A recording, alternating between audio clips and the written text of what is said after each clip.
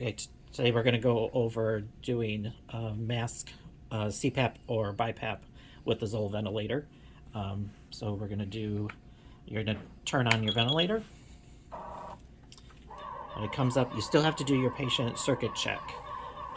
First, you're going to set your mode. So if you're doing mask CPAP, you have to dial this down to mask CPAP and then hit your check mark. It's going to take you into it. As you noticed, it's starting your circuit check. It says patient disconnect.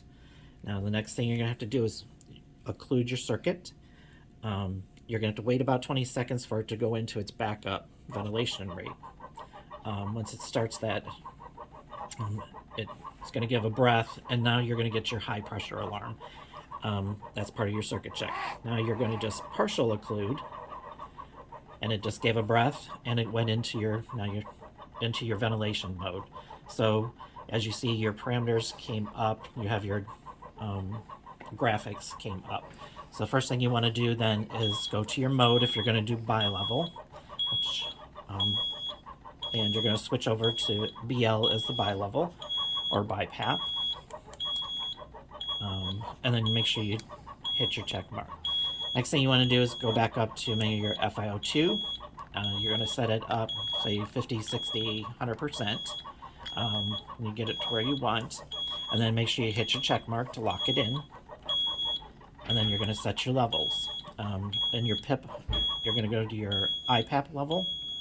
We generally start 10 to 12.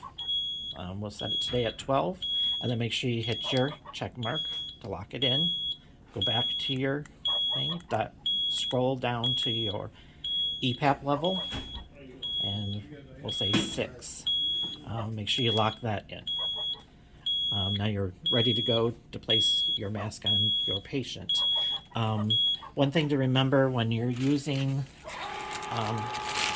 these FMP masks on your patient, these are a little different than some of your other masks, but you'll see that the nose piece at the very top,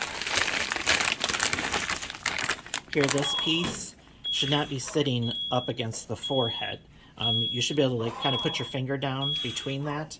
That allows for it not to be too tight, and this nose piece here, it's kind of like an accordion, so when it ventilates, it will cause a pressure seal on the nose. But that's just one thing to remember while you're doing that. For parameters for bi-level, I would start, like 12 over 6, 12 over 8. If you go any higher than that, where you get wider ranges, we usually only go like a 5 to 6 pressure difference between your IPAP and your EPAP. Other than that, and then you're ready to ventilate.